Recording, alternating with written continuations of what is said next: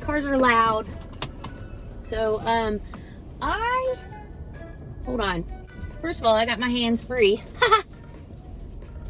I'm gonna try to be a better driver. That's my goal. Oh, look at that tree. That's beautiful. That cherry willow is one of my favorite trees. Anyway, so I was just talking to somebody, left a comment on my last video, which I like. You know, I mean, who doesn't want to be commented to? And I almost never look at comments because I honestly don't make these videos for anyone other than me and Mikkel, who is my very best friend, who moved away a year and a half ago with her 5 babies, who are also my babies. Mikkel's my sister. She is the sister I picked. And I have 5 brothers, so I really miss her. But I started talking to my phone because I was losing my flippin' mind, dealing with so much trauma for a year. And this has been my therapy. But the point was, this comment, I feel for this person. And if you're on here, hi. I don't remember your name. I think I remember your name, but I don't want to say it wrong. So I wrote her this huge long comment, and I was like, ooh, sorry. That was obnoxious of me to assume that, number one, you want to hear all of that stuff. And number 2, I wanted her to know she's in her 30s, and it sounds like she's had a very hard road. And I absolutely get it. I absolutely get it. You know, there are days where it is way too much. And there has been times in my life where I have been suicidal. I've had to seek help. Therapists are stupid, though. I mean, I don't know. They're not stupid. If you can't work through your feelings, I think they're highly beneficial. But I think that I've spent my whole life learning how to work through my feelings. Like, I'm my own therapist, and this lets me do that. I talk to myself. But yeah, it's hard. She was talking about, she doesn't understand how I do it because of all of the things I deal with. I'm like, I don't understand how I deal with it. I just don't have another choice. I mean, it's just, you learn and adapt and you grow and you keep moving forward. And it's a choice.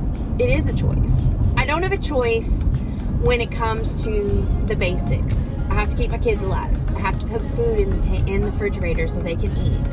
I have to get them to and from school or educate them myself. I have to do the basics, and that's fine. But the rest of it, I mean, I choose to be happy every day. I choose to have moments where I don't put on the mask of, yeah, I'm okay, I'm great. And I cry. Oh, that caught in my throat. And I cry, and I have a hard time, and I usually have a day or so. I usually have a couple of days, right around the time my cycle comes.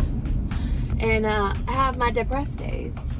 And that's when Mikkel and I Marco Polo, when we whine and cry about being women, and it sucks, and we're done having babies. Let's get over this already. So, yeah. But the main way I get through my days is like, how do I say this without sounding completely obnoxious? Because I feel like when in my comment I was so obnoxious. I hope I wasn't. I don't want to hit these construction men. Hold on.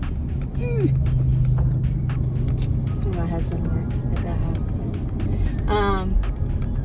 Anyway, I really try every single day to take a moment and recognize that, number one, I'm still alive. Still alive!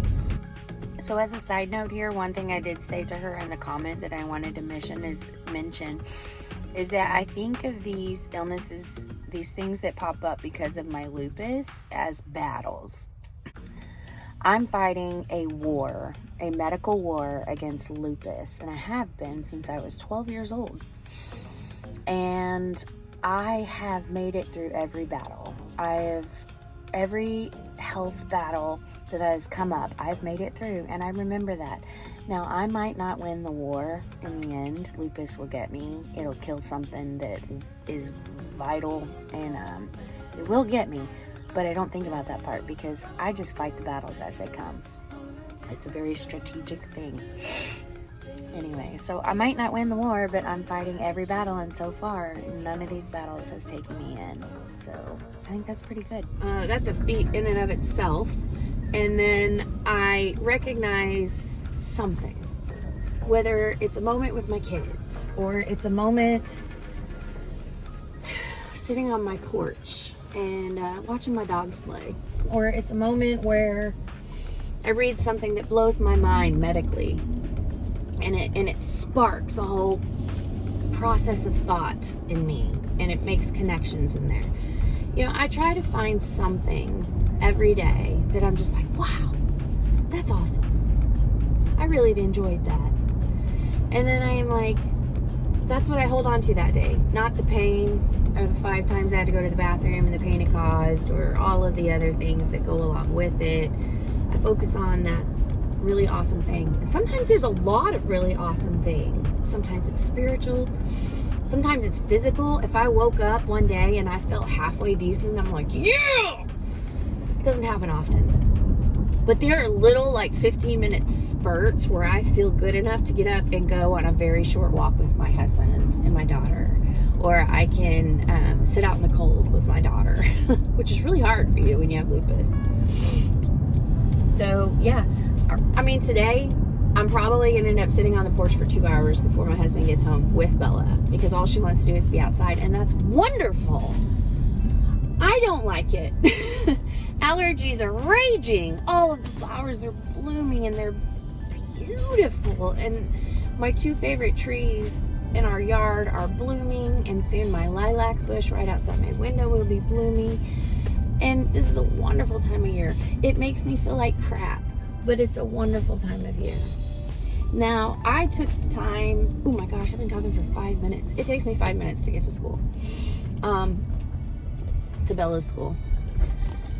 I'm gonna park, and then I've got my study materials. They are all of the cards I just made. That's first. And then I have my plant paradox I want to read, and my emergency tech book. I really got to get through this chapter. It's so flippin' killing me. Okay, hold on, I'm parking. I always feel like I'm gonna hit the car in front of me. Okay. So I'm here. Have a good day.